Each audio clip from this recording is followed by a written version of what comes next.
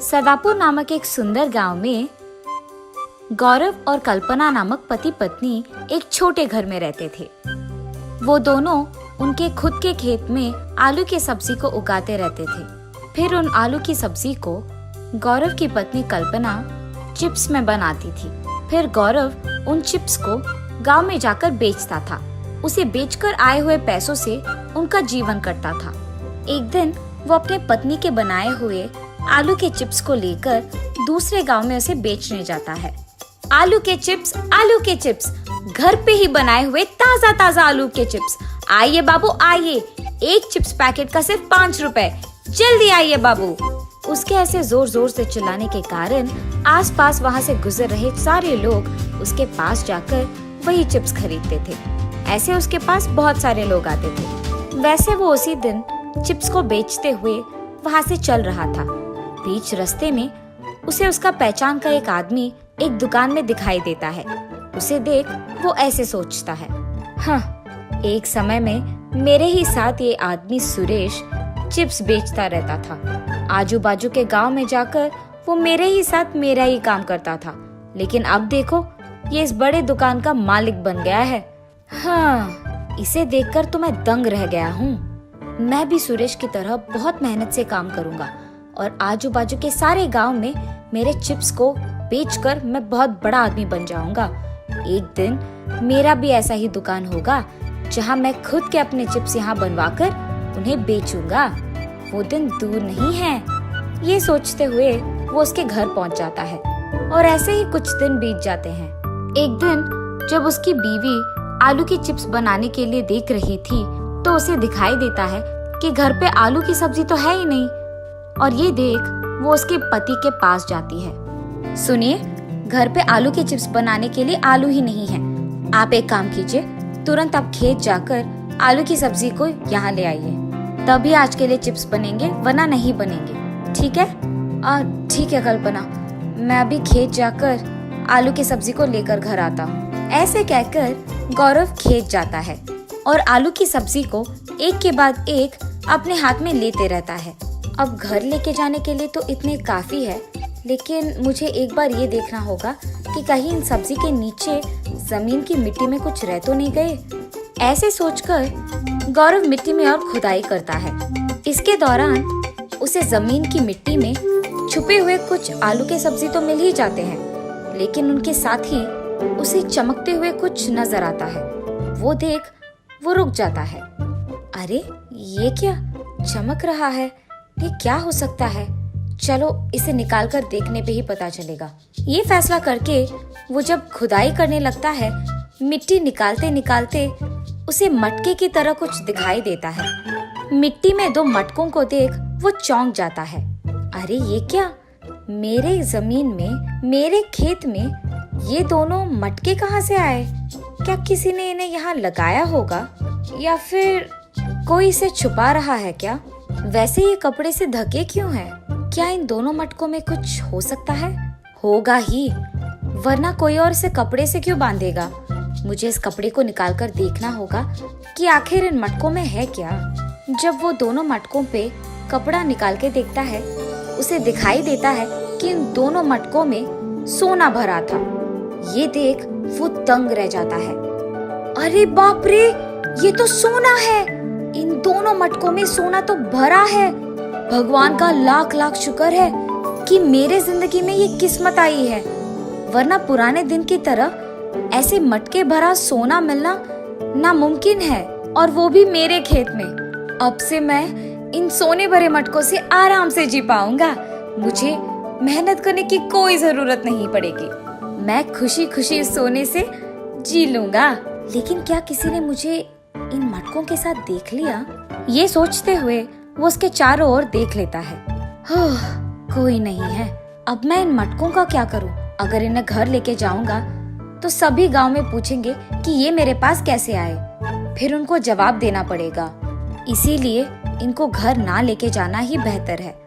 और अगर मैं ये सब अपनी बीवी से कह दूं तो वो जरूर एक ना एक दिन किसी को बता ही देगी। अब बचा सिर्फ एक ही रास्ता।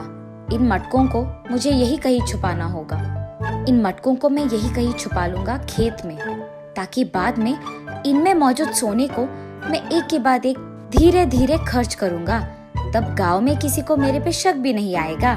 तब तक इनका यही रहना अच्छा है। पर इन्हें छुपाऊं कहाँ? अरे हाँ, ये अच्छा विचार है। मैं इन मटकों को वही छुपाऊंगा जहाँ ये मुझे मिले हैं। खेत में ही लगाऊंगा और मिट्टी में खोद कर इन्हें छुपाऊंगा, तो किसी को शक भी नहीं आएगा कि मुझे ऐसा कुछ मिला भी है। ये फैसला करके वो उन मटकों को वही छुपाकर उसके घर चले जाता है, सिर्फ आलू की सब्जी के साथ। अरे, आपने बहुत देर लगा दी। मैं कब से आपके इंतजार कर रही थी। अरे वो कुछ नहीं कल्पना, तुम ये आलू की सब्जी जल्दी लो और चिप्स बना दो। मुझे गांव जाकर इन्हें बेचना भी है ना। जल्दी जल्दी काम पे लग जाओ। जाओ जाओ। ऐसे उसकी बीवी से कहकर वो उसे जल्दी जल्दी आलू के चिप्स बनवाता है और उन्हें ले जाकर गांव में उन्हें बेचने लगता है। ऐसे कुछ दिन बीत जाते हैं। वो हर रोज की तरह आलू के चिप्स को बेचने निकलता है। तब उसे एक दुकान के बगल में दो लोग की बातें सुनाई देती है। अरे सृजन, तुझे पता है हमारे गांव में बहुत लोग ना दुख है। कुछ लोग इस कारण कि उनके पास नौकरी नहीं है, कुछ लोग इस कारण कि उनके पास करने के लिए काम नहीं है, कुछ और लोग उनके पास पैसे ना होने के कारण ऐसे बहुत निराश और दुखी बैठे हैं। अगर मेरे पास पैसे होते ना तो मैं पक्का ऐसा करता कि हमारे गांव में कोई भी दुखी नहीं बैठता। अरे माधव, तुम्हें पता है पुराने दिनों में ना एक ऐसे ही आदमी को सोने के मटके मिले थे। उस मटके में पूरा सोना कूट कूट के भरा था। पता है उस आदमी ने उस पैसे से क्या किया? उस सारे सोने को सबको बांट दिया और उस गांव का ख्याल रखा था। उसके बाद उसने काम करना भी बंद नहीं किया। वो काम करते ही गया, हर रोज मेहनत से वो भी। और उसके बाद उसे एक दिन खेत में काम करते हुए मिट्टी में खुदाई करने के बाद और भी बहुत सारे सोने के मटके मिले थे। उससे वो सबकी मदद करते हुए खुशी से जिया था। सच सृजन, इतना हुआ था? अरे वाह, वो तो बहुत नेक इंसान है। फिर इन दोनों आदमियों की बातें गौरव वहाँ से सुन रहा था। जैसे उन लोगों ने कहा है वैसे ही मेरे जिंदगी में भी हुआ है। पुराने दिन के तरह ही मुझे भी तो सोने के मटके मिले हैं, पर अगर और भी मटके नीचे हो तो मुझे अभी जाकर देखना होगा कि ऐसे मटके और भी मिट्टी में छुपे हुए हैं। अगर है तो मुझे जल्दी जल्दी उन्हें निकालना ही होगा और आजमाना होगा उन्हें। ये फैसला करके वो तुरंत भागते हुए उसके खेत के पास जाता है। सारे आलू के चिप्स को वही छोड़ देता है और उन्हें बेचता भी नहीं है। खेत पहुंचते ही उसे दिखाई देता है कि आजू बाजू के खेतों में भी सारे लोग मौजूद हैं। उतने सारे लोगों का वहाँ होने के कारण वो कुछ नहीं कर पाता है। अरे, अब तो बहुत सारे लोग हैं। सुबह का समय है ना, इसीलिए इतने सारे लोग हैं। अगर रात में आऊंगा तो कोई नहीं रहेगा, इसलिए इनको शक ना आए, इसी कारण मैं अभी ऐसे बर्ताव करूंगा जैसे मैं यहाँ से आलू की सब्जी ले जा रहा हूँ। ऐसे करके वो सबके सामने आलू की सब्जी लेकर उसके घर वापस चले जाता है। रात होते ही वो उसके बीवी के सामने नाटक करता है जैसे वो सो रहा है। उसके बीवी के सो जाने के तुरंत बाद वो वहाँ से छुपके उसके खेत चले जाता है। रात के समय में खुदाई करूंगा तो किसी को सुनाई और दिखाई भी नहीं देगा, तो यही अच्छा समय है। सबसे पहले जो मटके मुझे पहले मिले उन्हें मैं घर पे रख दूंगा। उसके बाद यहाँ वापस आके मैं और खुदाई करूंगा ताकि मुझे और मटके मिले तो उन्हें भी मैं घर ले जा सकूंगा। उसके विचार के मुताबिक ही वो उन दोनों सोने के मटके को उसके घर वापस रख देता है। वहाँ उसकी बीवी को सोते हुए देख वो वहाँ से फिर एक और बार उसके खेत जाता है और वहाँ के सारे आलू की सब्जी के पौधों को निकाल देता है और बहुत गहरी खुदाई करना शुरू कर देता है। वो इतनी गहरी खुदाई करने लगता है कि उसे एक समय में बहुत थकावट आ जाती है, जिसके कारण वो बेहोश होकर नीचे गिर जाता है और उसे पता भी नहीं चलता है। सुबह होते ही गौतम के खेत के बगल वाला खेत का मालिक गौतम के खेत को देख आश्चर्यचकित होता है। अरे ये क्या, सारे पौधे निकाल दिए गए हैं और मिट्टी पूरा ऐसे है, क्या कुछ हुआ यहाँ? ऐसे सोचते हुए जब वो गौतम के खेत में आता है तो गौतम को वहाँ बेहोश देखता है और देखते ही चारों ओर इंसानों को बुलाकर गौतम को उसके घर पहुँचाता है। गौतम की जांच करने के लिए वहाँ एक डॉक्टर भी आता है, लेकिन फिर भी गौतम की आंखें खुलती है मगर मुंह नहीं खुलता है। वो कुछ बात ही नहीं कर पाता है। डॉक्टर साहब, मेरे पति को क्या हो गया है? वो कुछ बात क्यों नहीं कर पा रहे हैं?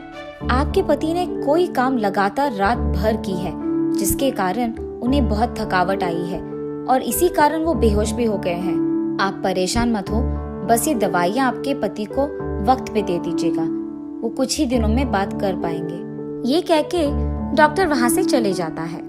हाय भगवान, मेरे पास तो ये दवाइयाँ खरीदने के लिए तक पैसे नहीं हैं। अब मैं क्या करूँ? ऐसे वो उसके पति के बगल में बैठकर रोती रहती है। तब गौतम उसे देख ऐसे सोचता है, अरे भगवान, मेरी पत्नी ये समझकर रो रही है कि हमारे पास पैसे नहीं हैं। काश मैंने उसे पहले ही बता दिया होता कि हमारे घर में सोने के मटके हैं। अब अगर मैं बताना भी चाहूँ तो मुझ में वो ताकत नहीं है और मेरा मुंह खुल भी नहीं रहा है। मेरा लालच ही इस सब का वजह है। अगर मैं उन दोनों अनजान आदमियों की बातों में नहीं आया होता तो शायद ये सब नहीं होता। मुझे लालची नहीं होना था। मुझे शायद उन पुराने दिनों की कहानी में उस आदमी की तरह होना चाहिए था। मुझे शायद इन पैसों से अपना गांव को ठीक करवाना था। अब मेरे पास इतने पैसे होकर भी क्या फायदा? मैं उनके बारे में बात भी नहीं कर सकता हूँ। ऐसी स्थिति किसी को भी नहीं आनी चाहिए। जब पैसे नहीं थे तो एक तरह का मुसीबत था, अब जब पैसे हैं तो दूसरी तरह की मुसीबत है। ऐसे सोचते हुए वो बहुत दुखी होता है। गौरव की पत्नी कल्पना उसके दोस्त से उधार लेकर उसके पति के लिए दवाइयाँ खरीदती है और उसके पति का देखभाल करते रहती है। ऐसे कुछ दिन बीत जाते हैं। जब गौरव का सेहत ठीक हो जाता है वो बहुत खुश होता है और सब सच उसके पत्नी को जाकर कह देता है। क्या आप सच कह रहे हैं?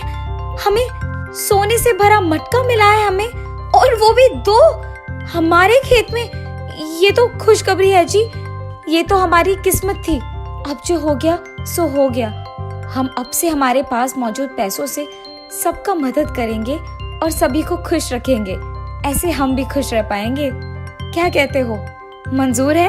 अरे मुझे तो बिल्कुल मंजूर है कल्पना, तुम तो ठीक कह रही हो एकदम। और तब से उन दोनों के फैसले के मुताबिक ही दोनों उस सोने को पैसे में बदलकर सबकी मदद करते हुए मेहनत करके एक बड़ा आलू के चिप्स का दुकान लगाकर उसमें काम करते हुए खुश रहते हैं।